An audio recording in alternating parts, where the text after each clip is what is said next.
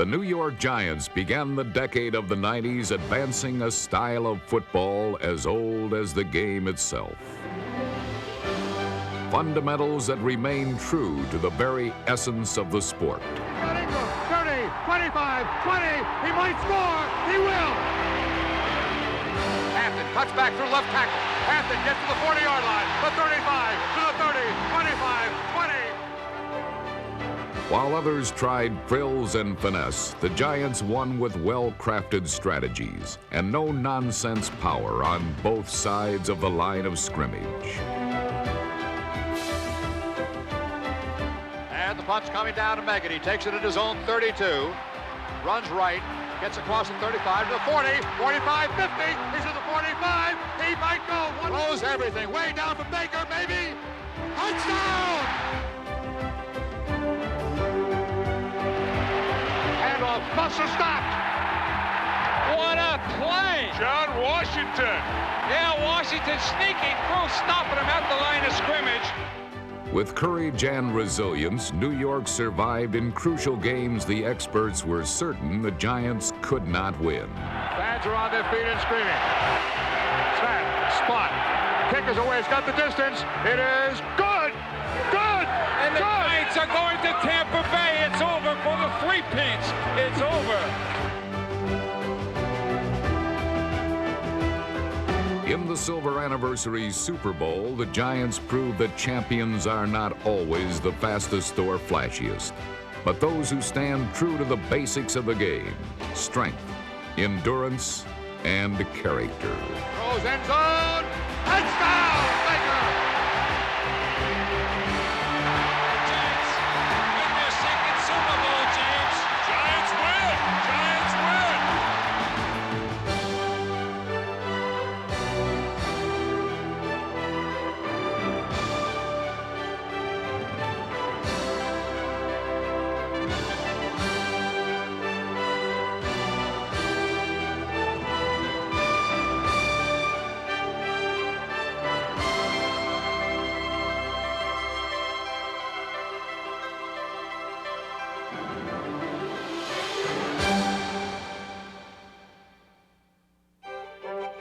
Under sunny summer skies at Fairleigh Dickinson University, the New York Giants began their quest for a world championship.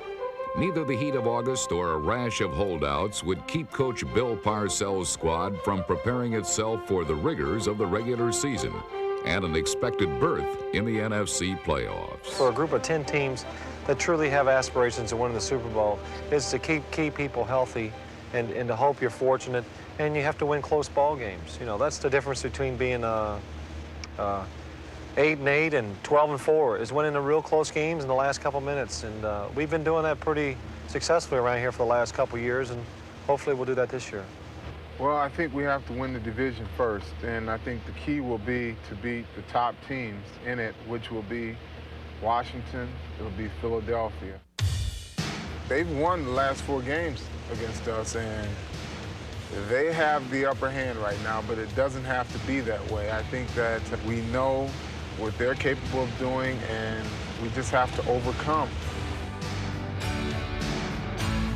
The Giants started their season by stopping the Eagles' Randall Cunningham dead in his tracks.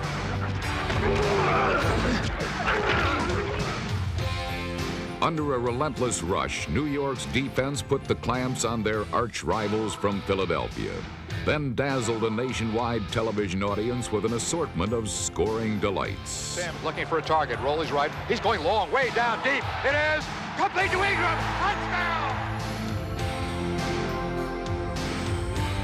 Navarro and Cross, a double tight end set here. Sims looking for help. Throws to his right, he's got a receiver. It is complete to Hampton. Touchdown! With Dave Meggett's special teams heroics, the Giants put the Eagles away for good. And the punt's coming down to Meggett. He takes it at his own 32. Runs right, gets across the 35 to the 40, 45, 50. He's at the 45. He might go. One man to stop him, the kicker. He's by the kicker. He'll score! The victory was an important first step towards defending New York's NFC East crown, and that goal was further enhanced the following week against the Cowboys.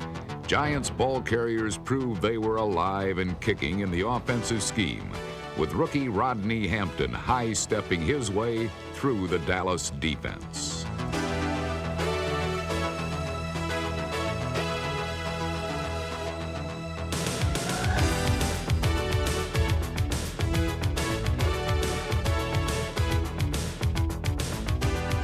Hampton and company tore up the turf between the 20s, leaving scoring matters in the capable hands of quarterback Phil Simms. Simms looking end zone, of course. He's going to run. He's inside the 5. He gets the touchdown. Simms fakes. He's going to pass. He does. He got a receiver. Touchdown, Bavaro. It was also a Sunday of sweet revenge for former Cowboy defensive back Everson Walls, number 28. The only player in history to lead the league in interceptions 3 times, added to his takeaway totals at the expense of his ex-teammates. Dallas was also unable to contain a more familiar New York nemesis, linebacker Lawrence Taylor. Coming. Aikman back inside the 5, throws, tipped high, intercepted by Taylor. He'll score! Oh, Lawrence, the magician. The defense continued to dominate when the Giants returned home to play the Dolphins. The usually prolific Dan Marino was held to barely 100 passing yards, and Miami's ground game picked up even less against the linebacking core of Taylor, Johnson, Reasons, Diassi, and Banks.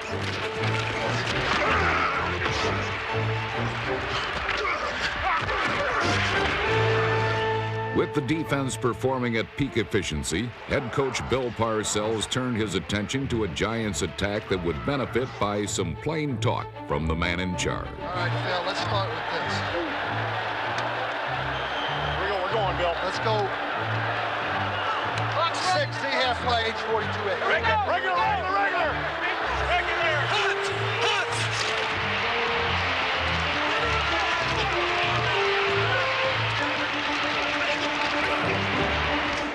Miami wasn't able to stop New York until the Giants stopped themselves with a pair of costly holding penalties. How about it today, okay? That's 2 holding. Let's go, buddy. You know, we got a chance to win the game if you guys will just quit holding. I know. And we're starting to crack, and we just let them back in it. I'll tell you, I'm not going to play them if they hold. They could sit there down or go somewhere else. 10 yards back. They have to kick it from 10 yards. Kick it again. Okay, here we go. 10 minutes. Hold it. Oh, it's a previous spot enforcement. You're going to go back to the previous spot. And what's this? Nothing? Otherwise, you get it right here. We'll take it right here. Let's go scat. Well, we can go double seam, and I'll tell Megan to run it like scat. All right. We go double seam, he mans you. Don't hook it up. Don't you make your mind up with him. I'm trying to get first down. Where you going? Phil, come on, let's go now. Parcells had spoken, and his team finally got the message. Simms looking to his right, still looking, he's going deep end zone corner. Complete touchdown. He goes to Ingram. If you're going to get a blitz now, you might get one right here. I might go red 90 if I do. All right. You're all up in there. Yeah, but don't guess now. I don't want to throw it there. Right, okay? Simms to O.J. Touchdown. That's it, Dougie. That's the way to go, Will. That's what we need right there. It was important to knock them down. It was important to keep the yardage long. And so we had to gang up on the running game as much as we could. It was very important. But, you know, it's early in the season. I'm just pleased we got it off to a 3-0 start. I'm very pleased about that. I'm just hopeful we can keep it going. When the Cowboys hosted the Giants 2 weeks earlier, New York won by calling on the services of native Texan Rodney Hampton. Dallas couldn't stop the rookie runner in his home state, and they weren't any more successful in the Jersey Meadowlands.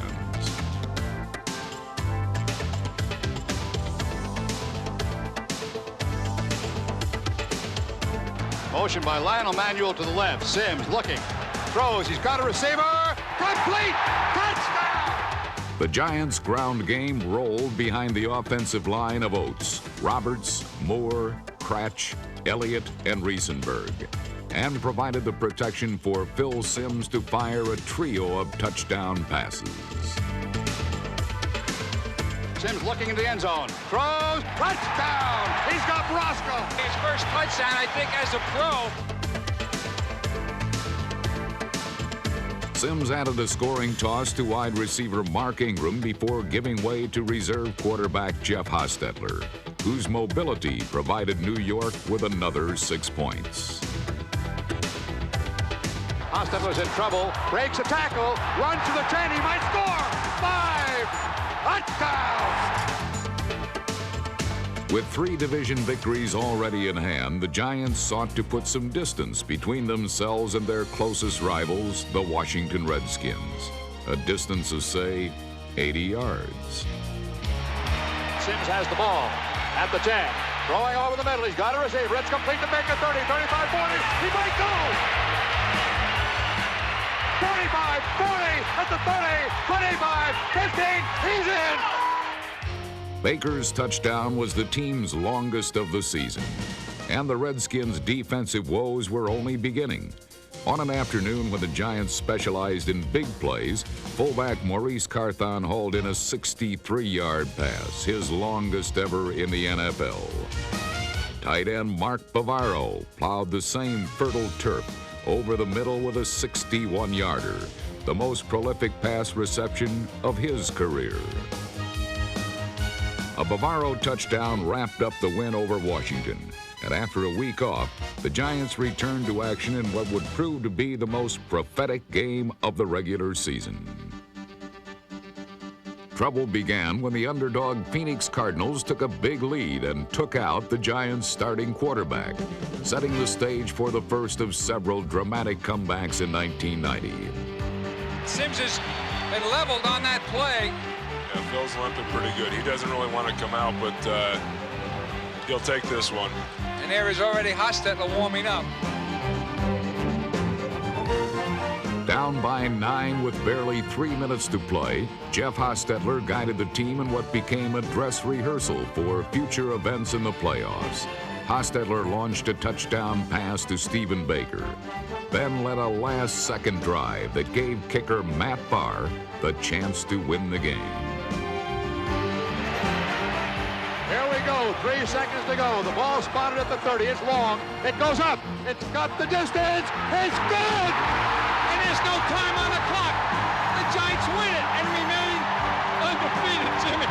What a game. The Giants were now 6-0, the best start in franchise history, and the special teams played a critical role in that success.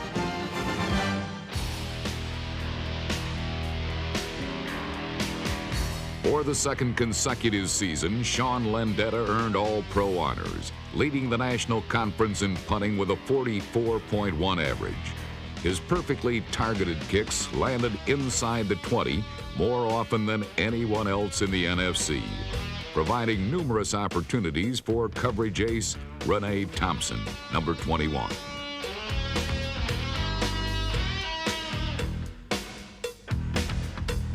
Thompson was a vital part of New York's nickel pass defense, but achieved even greater notoriety on the special teams. In 1990, the former Plan B acquisition joined Landeta on the All-Pro squad, thanks to Renee's reputation as one of the NFL's most lethal tacklers. Once you hit someone real hard and you hear the breath go out and they go, ugh, and it's just euphoric, and you want it there every time after that. A special teams player has a maniacal attitude, and he's the eat a worm type guy. I want to lay the hat on the guy any chance I get, and I want it to be as malicious and as vicious within the rules of the game. While Thompson got the postseason recognition he deserved, Dave Meggett's Pro Bowl absence was a glaring omission. He led the NFC in kickoff returns and finished second returning punts. But Meggett would enjoy the last lap, surpassing all his peers with the ultimate prize of a Super Bowl ring. Go, OJ! Even the most optimistic Giants fans would not have suggested that their favorite team could all but wrap up the division title by mid-season. But such a prospect existed when New York hosted the Redskins in Week 8.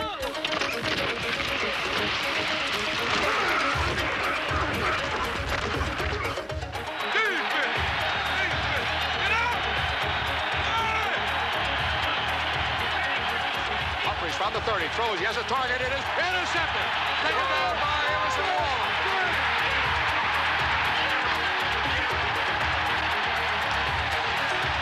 Wall. A victory would give the Giants a 3-game lead in the standings, a goal that New York's mistake-proof offense was eager to reach.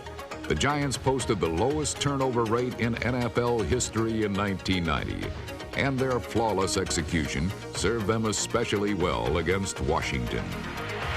Sims looking end zone, Sims throws, touchdown Baker!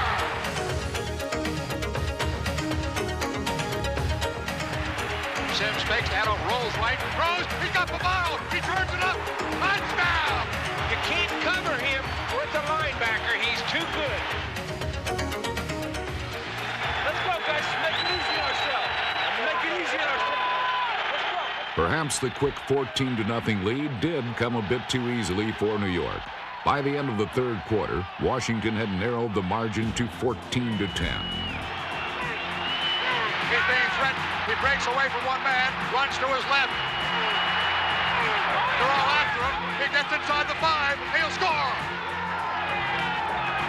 The once dormant Redskins sprung to life, threatening to take the lead and steal a win until the Giants' defense made one of its biggest plays of the year. Second and goal from the 3. Fakes the handoff, rolls right, throws end zone, intercepted! What a big play by Jackson. 2 minutes later, the Giants' third interception of the day sealed the victory. Absolute bedlam. He has the ball, big rush, steps up and throws, intercepted to the 20, to the 15, and he's going to score, Emerson Wall.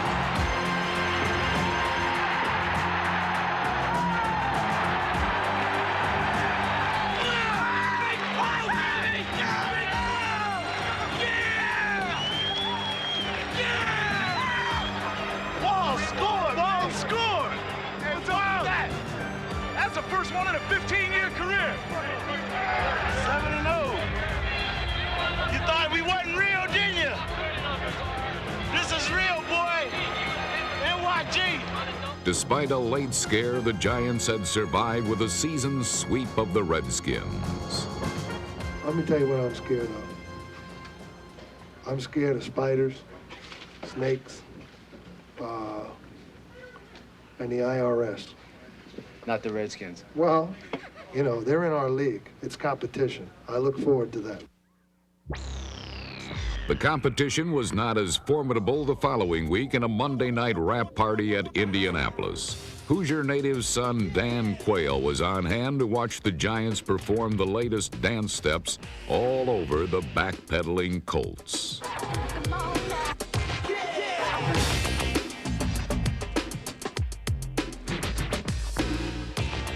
Carthon and O.J. in the backfield. O.J. to the goal line. Touchdown! The vice president has long been an advocate of strong defense, and the Giants were only too happy to oblige.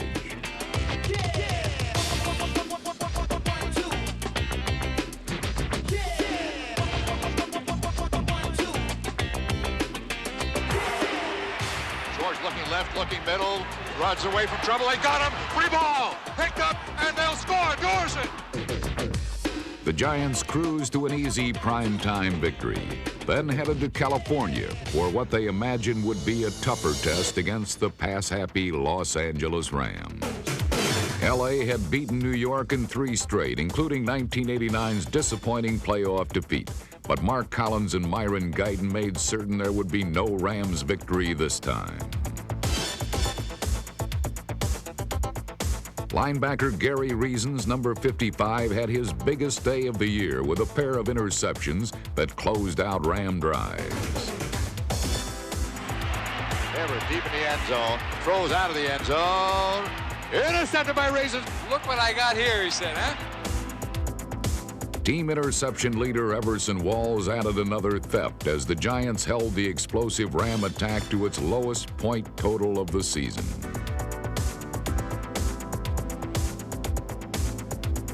Meanwhile, the Giants' offense had more than enough firepower to chalk up the win.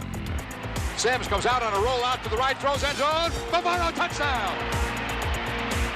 Ingram lines up left side slot, goes into motion to the right side. Sims hands off on a delay. Hampton stutter steps 15, 10, 5, touchdown! Having shackled a potent Ram attack, the Giants returned home to face the always dangerous run-and-shoot offense of the Detroit Lions. New York responded by holding Motown's team to barely 200 yards in total offense, as the Giants posted their first shutout of 1990.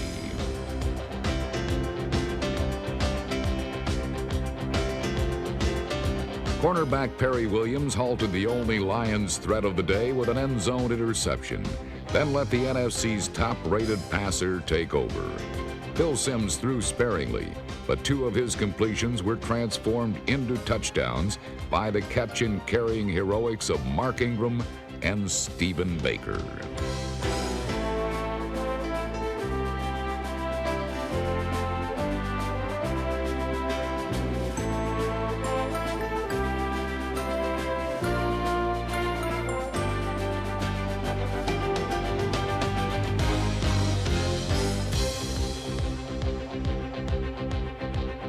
With another convincing win, the Giants' record stood at 10-0, tied with the San Francisco 49ers for best in the National Football League. The two powers would meet in a decisive showdown in just 2 weeks. But first, the Giants would have to get past their most annoying and troublesome foe, the Philadelphia Eagles.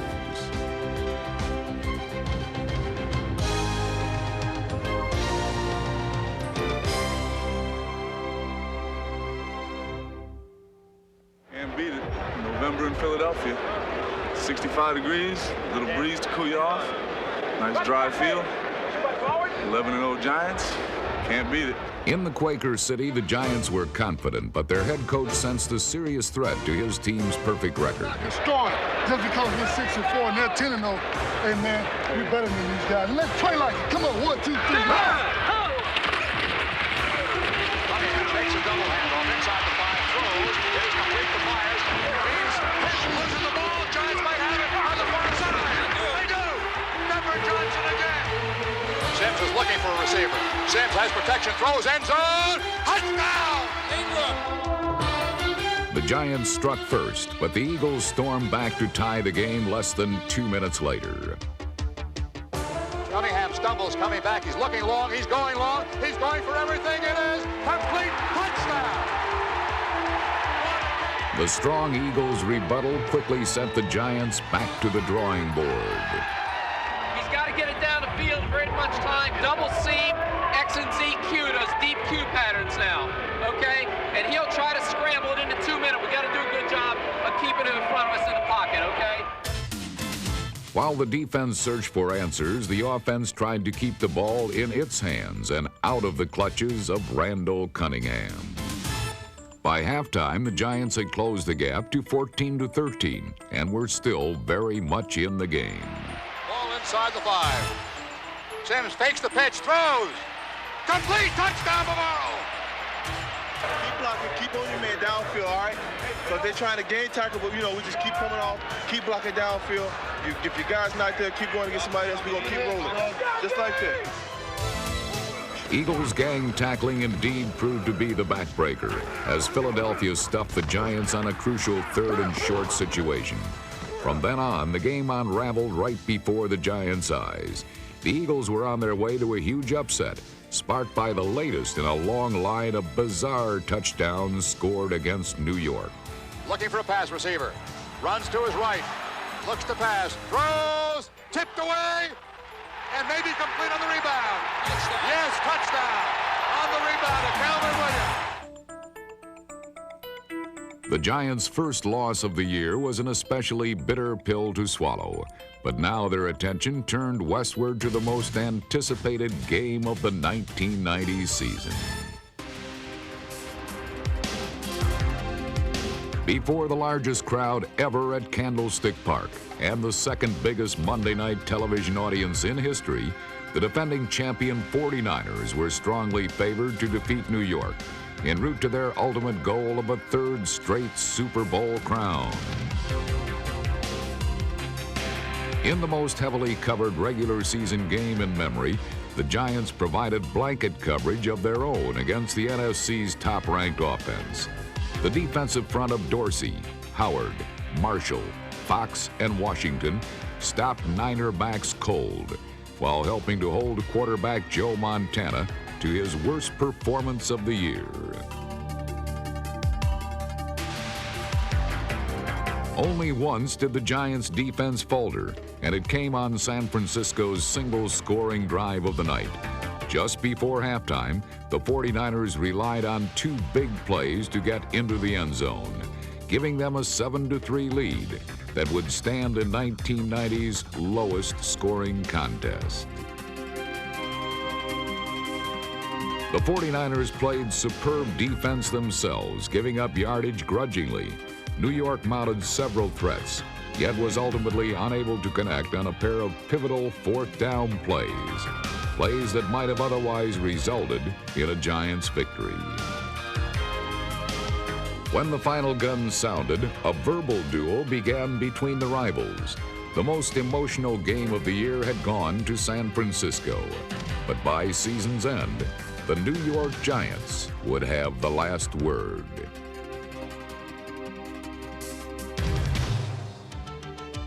In dire need of a win after two straight losses, the Giants' defense put on a gritty performance that matched the courage of their coach.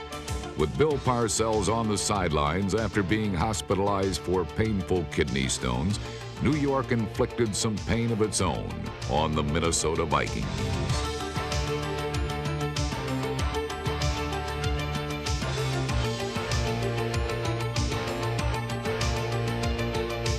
When the Giants weren't hitting the Vikings, they were picking their pockets. Throws to the right. Intercepted. Jackson at the 40. Jackson turns out at the 40. New York stole two passes and logged 4 sacks, spurred on by Lawrence Taylor's best game of the season. Play action from the 10. In trouble. Sack. Lawrence Taylor. What a defensive game the Giants are playing in this half. While the defense was at its menacing best, the offense was struggling. The special teams stepped forward to jumpstart the attack, keyed by a sparkling kick return from Dave Meggett.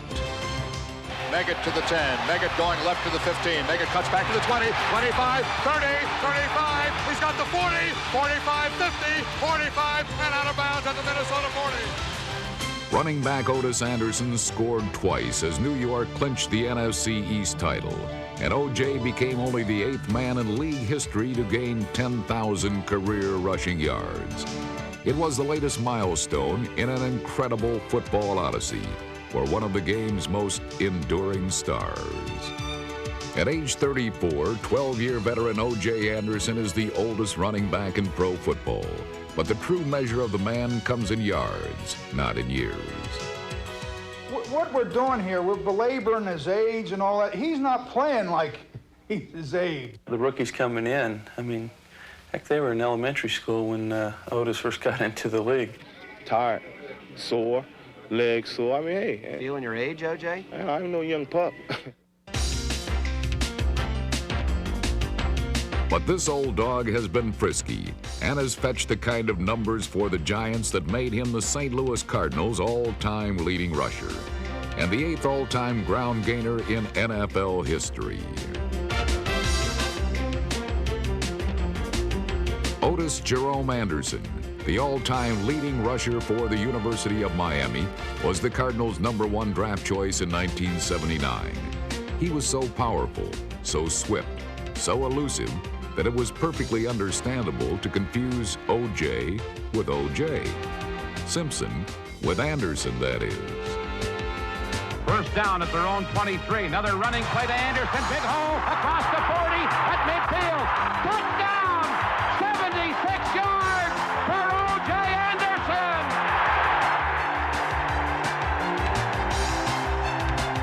But after 6 spectacular seasons, there was too much mileage on his speedometer and too little tread on his tires.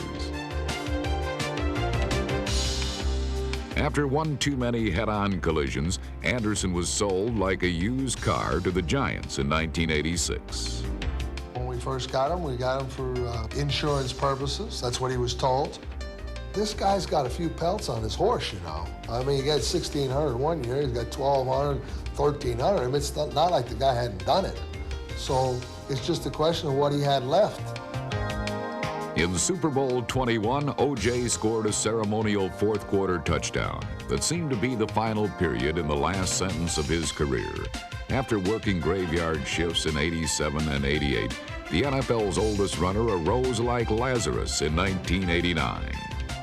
Then as fate would have it, Joe Morris broke his foot, and now all of a sudden he was thrust into a much bigger role than he had anticipated. I think Bill just flipped a coin, and he had all of our names down and lined up O.J. Be it heads or tails, O.J. Anderson landed on his feet, and those feet hurtled him toward one of the greatest comeback stories in the history of the sport. With Otis' situation, it's just like James Brown reappearing at the Apollo. I mean, everybody thought he couldn't do it, and he made his comeback, and just like Parcells said, it's a 30-year-old guy with 21-year-old legs. In 1990, Anderson led the Giants in rushing for a second straight year, with more than twice as many carries as any other runner. Sims to Anderson across the 5, toward the goal line. He's close. He's across the line. Touchdown. Never say die. He knows what his role is. He's the lead horse right now, and so he's got to, get in front of the wagon and pull it. I want load right, 62-10. I'm 62-10.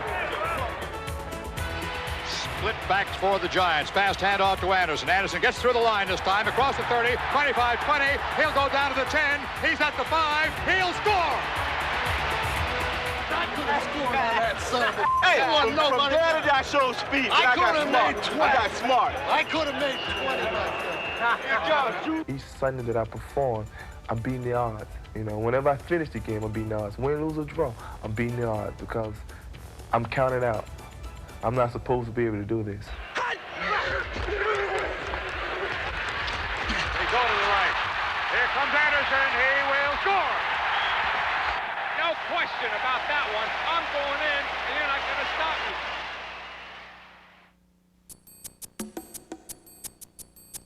Blanketed by an icy rain and temperatures in the low 30s, the Meadowlands featured what Bill Parcells likes to call giant weather. But it was the visiting Buffalo Bills and their coach, Marv Levy, who seemed more at home. I think I'd rather have snow. Huh? Between me and you, I'd rather have snow. I don't care. Whatever. Let's show them play. Whatever it is. Right. Supposed to play in whatever kind of weather. It's the way this game is meant to be played outside. The sun will be out soon. Huh? The sun will be out soon. Yeah, right. The sun was only wishful thinking for the Giants, as the Bills were focused on turning the rainy day into payday. Let's show them what we got, huh? Good luck to you today. Good luck to you today. But Buffalo quickly found out how hard it is to hit a moving object. Goes back, hands off, Hampton cuts back through left tackle. Hampton gets to the 40-yard line, the 35, to the 30, 25, 20, 15, 10, out of bounds. Rodney Hampton's burst was followed by a quick score from Anderson. O.J. touchdown! With a 7-0 lead to protect, the Giants knew exactly what was coming. Look, same thing as we talked about before now. On the zones, inside guys, okay? Thomas, McKellar, Reed, whoever the 3 inside people are, they're the big guys, okay? Under center, be alert on the sub run, okay? Reed on the crossing patterns, take them.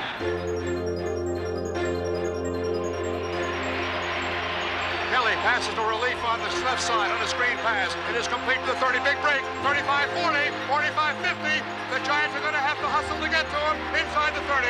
Knocked out of bounds by Collins. Thurman Thomas, of course, turning the corner left. He dives across the goal line. Touchdown. Second and goal for the 6. Kelly passes short inside the 5. Touchdown. As rapidly as the Bills took control, the advantage swung back to the Giants when Jim Kelly sustained serious injury. Kelly is hurt. He is hurt horribly. And holding his left knee. No, don't do that, Dolph. Don't do that. Jimmy, hold on a second. Tell the guy we need to cart over here. Kelly's replacement, Frank Reich, saw a little relief from the Giants' pass rush. But before New York could fully capitalize, they were dealt a blow equally as devastating.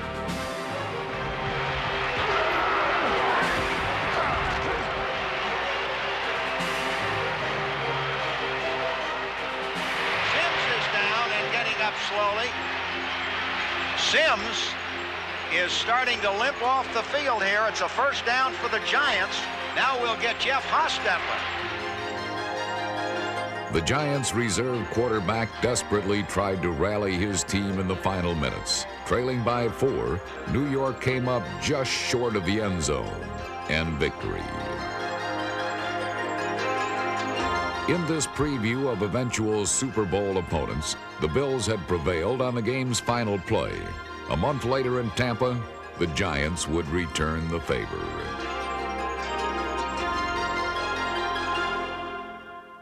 The first order of business, however, was to install Jeff Hostetler as the team's starting quarterback.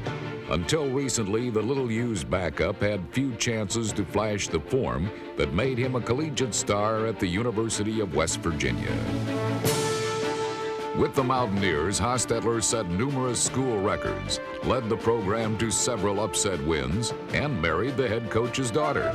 Jeff's passing statistics weren't even as impressive as his 3.85 grade point average, numbers good enough to make him a Rhodes Scholar candidate. The early stages of Hostetler's pro career weren't as impressive. In his first 4 years, he did not even attempt a single pass, and when Jeff finally did see action, it was generally in a mop-up role. On numerous occasions, Hostetler asked to be traded, but each time the Giants refused. The frustrated quarterback even performed on special teams, if only to get playing time. Slowly but surely, Hostetler was finding ways to make himself indispensable to the franchise. Jeff, you know, we might be going with a fake here. Banksy, you set on this fake if we run it? Where's Haas? Hostetler! Snap. Let's go. It's a fake. Hostetler's going to pass. Does. He's got a receiver. Complete. And he's going to score. My goodness. Finally, in 1989, Haas got his chance, starting 2 games and winning them both. A year later, when regular quarterback Phil Simms suffered a season-ending foot injury, the Giants would have to rely on Hostetler more than ever. In Week 7, Jeff had replaced Simms and led the team to a comeback victory over the Cardinals. Hostetler looking for a target. Throws everything way down for Baker, maybe. Touchdown! 9 weeks later, in the rematch with Phoenix, Hostetler was the undisputed starter. Here was his chance to prove that the Giants could pledge their faith in him, and such faith would be rewarded. Strong side right. Hostetler with a short drop. Hostetler pumps. He's throwing long, way downfield. Completed the 5-yard line by Ingram, and he slides into the end zone.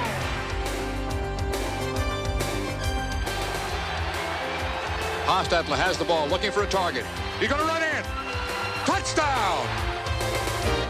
Hostetler's heroics continued the following week as the Giants closed out the regular season in soggy Massachusetts against the struggling Patriots. Jeff led the team with 82 rushing yards, sparking an otherwise lackluster offense to a rain-soaked win over New England.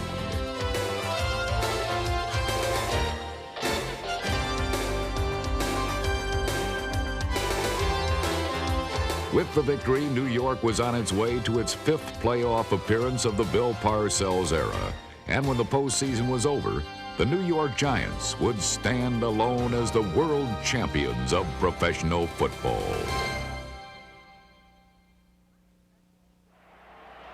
After all the talk about how bad the weather could be in December and January in New York, they probably couldn't have picked a better day for this one. As a matter of fact, both teams are cold weather football teams. And there was the distinct possibility we had to worry about snow or sleet or freezing rain, and we've got a brilliant sunshiny day for the Bears and the Giants. Two old rivals going back as far as any two teams in the National Football League, and they play old-fashioned football. Chicago boasted the second-ranked ground attack in the NFL.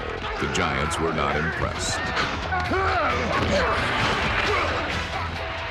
Fakes the handoff, goes to his right side, has Gentry dropped the ball, stolen by Collins, intercepted. He goes to a 35-yard line, and the Giants have the ball.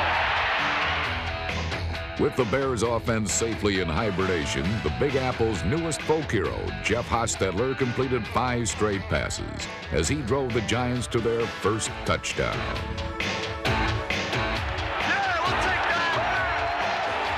Hostetler's looking for receiver right, looks left, throws end zone deep, Baker, touchdown! What a call in the corner of the left end zone. Are they going to look at this one? I think tonight. He's saying the play. They gonna review everything in the playoffs. His ass, I see this back here. His ass is in. What he said was a touchdown, man. No. The touchdown stood, and so did the Giants' defense when Mike Ditka tried to hammer it in on 4th and goal. The ball is a half foot away from the goal line. 4th down. Giants leading 10-0. Handoff. Must have stopped. What a play. John Washington. Yeah, Washington sneaking through, stopping him at the line of scrimmage. New York built its lead to 14 before halftime behind the punishing power of the Giants' running game.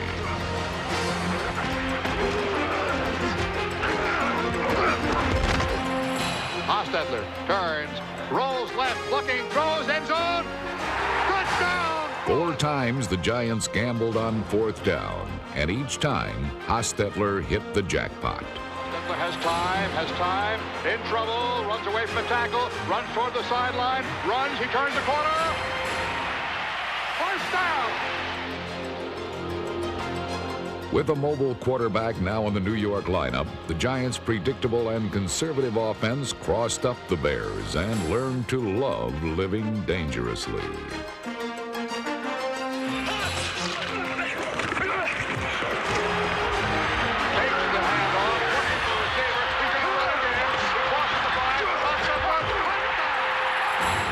From the upper deck, fans had to appreciate O.J. Anderson's block against William Perry on the touchdown. The league's oldest back may have made the biggest block of his career, but it left him unable to celebrate the Giants' first playoff win since 1986. I ain't throwing no game. I'm too tired to throw game. They may have been exhausted, but the Giants had shown more life than many had predicted. They say the Giants defense was no longer. I don't understand it. They say the Giants were dead. Hey, they said we're done, baby. Hey, I don't understand it. They stuck a fork in us and said we were done. Hey, San Francisco, they're back. We're back. They're back. Let's go get them next week, baby.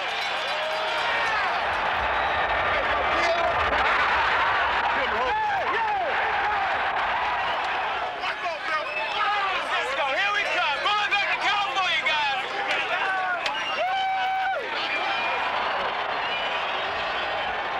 Got one more? One more. Nobody thinks we can win, you know. Try to tell them. They didn't give us a chance in this one.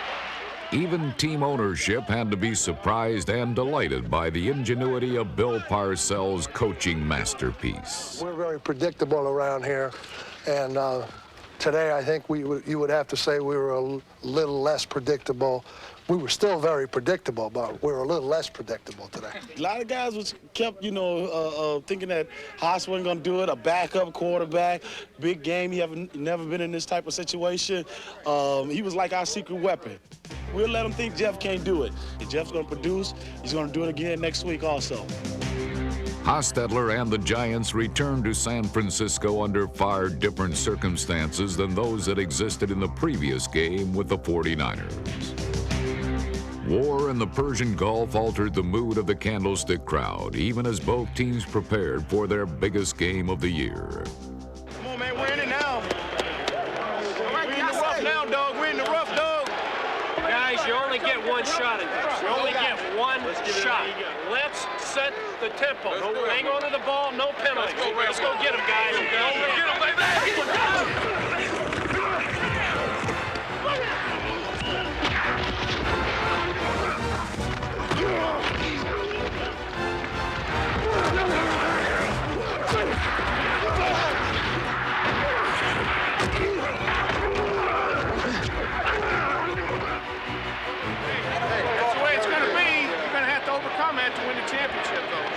As the game evolved into a battle between the NFC's number 1 and 2 ranked defenses, every scoring opportunity became critically important, particularly the ones that were missed. Pitch to make it going right. He's going to throw.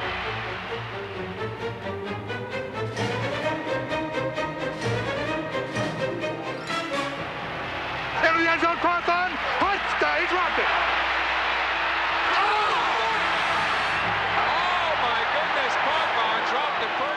Maurice Carthon's drop forced the Giants to settle for 3 points as the teams bided time with field goals while looking for the chance to break the game open. It's okay. Jack.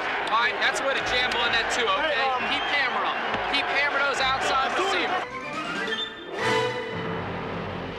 Montana's looking long. Throws medium. Complete for a big break to tail into the 30. The 25 to 20. 15. He'll score. There it is. John Taylor's touchdown woke up the Candlestick crowd, and the 49ers responded by going for the jugular by way of an assault on the passing pocket and the Giants' Hostetler.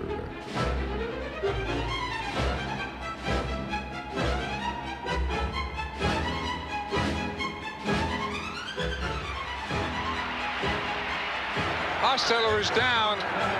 He's hurt. Really gave him a shot. He's hurt. But instead of cowering, New York answered by attacking.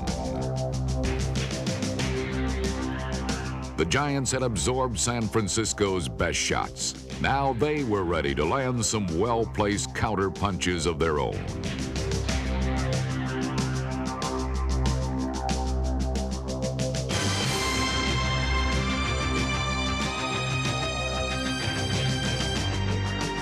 New York chipped away at the lead, then stunned the 49ers with a bold gamble from punt formation blocking back Gary Reason.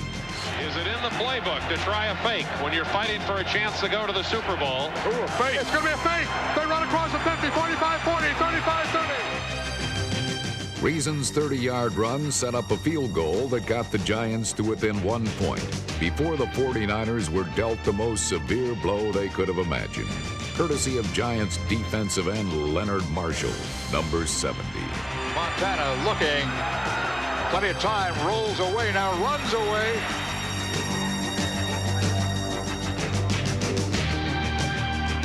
Marshall had fired the shot heard round the football world.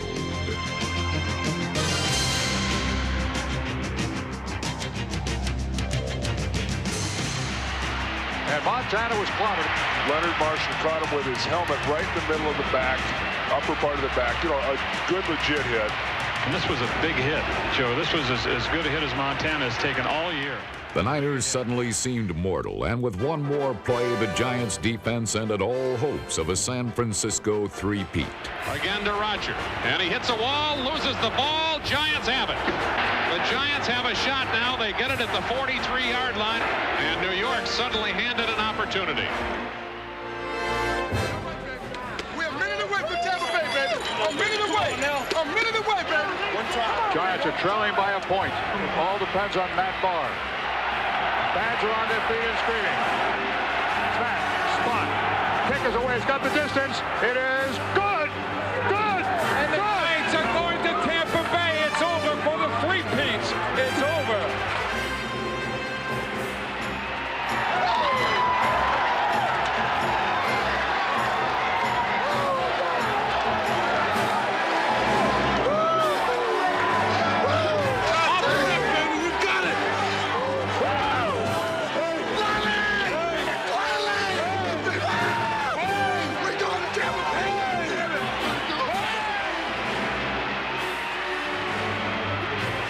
Congratulations, Pat. These yellow bands are for the troops over there. Remember that. This is for the troops. You guys support them. Ever had a moment like this in your life? Feels pretty good. They said good thing, man. Great job, Bill. Congratulations, man.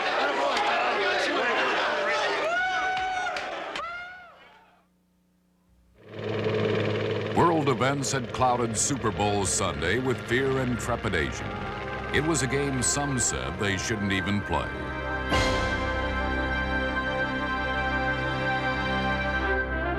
But inside Tampa Stadium, a different kind of feeling took hold.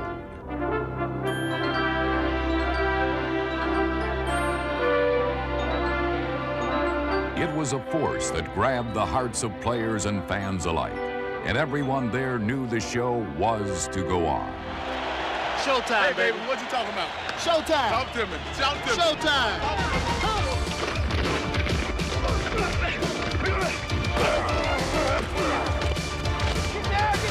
Get there, get there.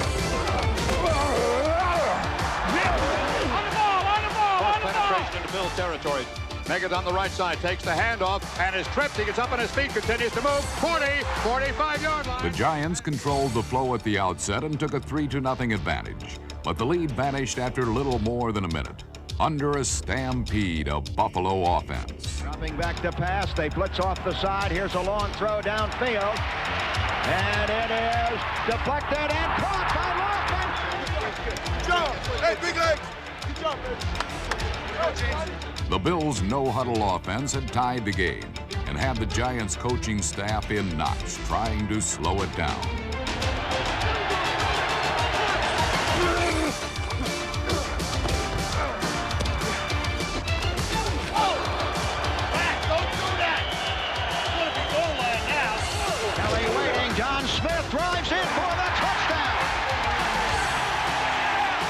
Buffalo's offense celebrated its 10-3 lead, which signaled its defense to get down to business. It's time to put the heat on them now. Party's over, baby. Let's turn it up.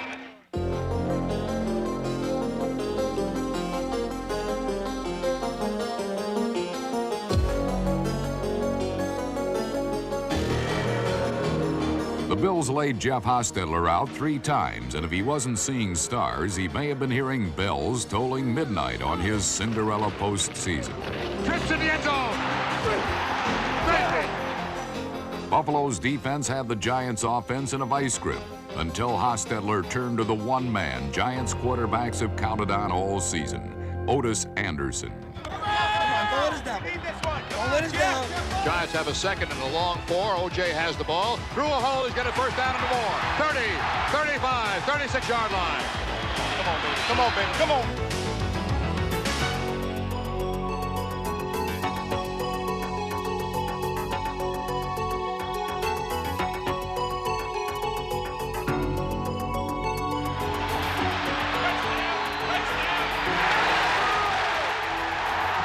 Well, we mentioned it was gut check time, and these Giants just passed that gut check. Came down and scored 7 when they needed it. New York began the second half by launching a drive that defined the very essence of Giant football.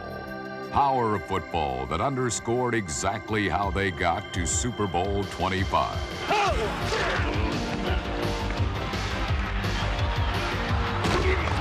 Hostetler barking out the signals, has the ball in the pocket. Throws over the top. He's got Meggett. Meggett will get a first down.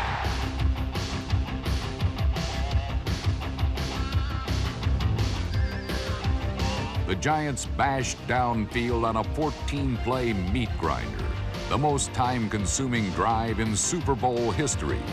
It was an assault spearheaded by MVP Otis Anderson and highlighted by Mark Ingram.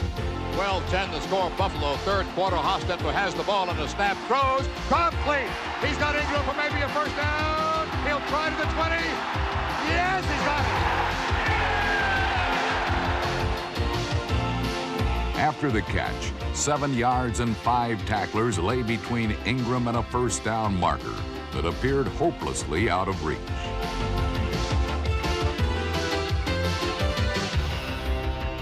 What effort. What effort. Caught that ball at the 25 and got free of 3 separate tackles. I didn't think there was any chance he'd be able to do it. A nice spin move, a cutback, great athletic play. This has been a long, long clock-eating drive. James, this drive is taking almost 10 minutes. Giants on the 1.5-yard line. O.J. touchdown!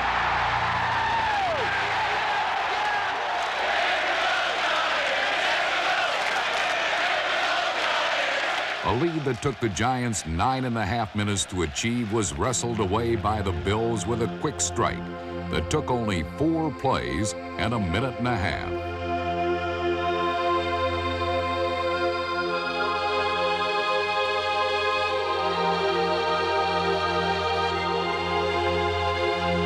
In a display of power and speed, Thurman Thomas rushed for a game-high 135 yards, and his 31-yard touchdown on the first play of the fourth quarter gave the Bills a slim 2-point edge.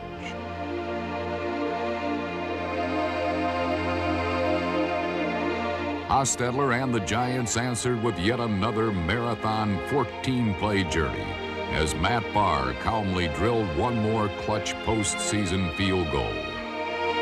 The stage was set for a heart-stopping finish in what would become the greatest Super Bowl ever. If you're a Bills fan now, you gotta believe. If you're a Giants fan now, they say, hey, you gotta hold them. In the final 2 minutes, the Bills raced desperately down to the New York 29. The Giants led by a single point. 8 seconds remained. The fate of both teams rested on the leg of Scott Norwood. Oh boy, hearts beat faster in Buffalo. High drama here in the Super Bowl. Here comes number 11, Scott Norwood. Incredible. What a fine game. What an absolutely fine game. Scott Norwood. He can fire the shot heard round the world now and win a Super Bowl. Ball will be spotted at the 37-yard line. The Super Bowl will ride on the right foot of Norwood. Snap, spot, in the air. It's got the distance. It is.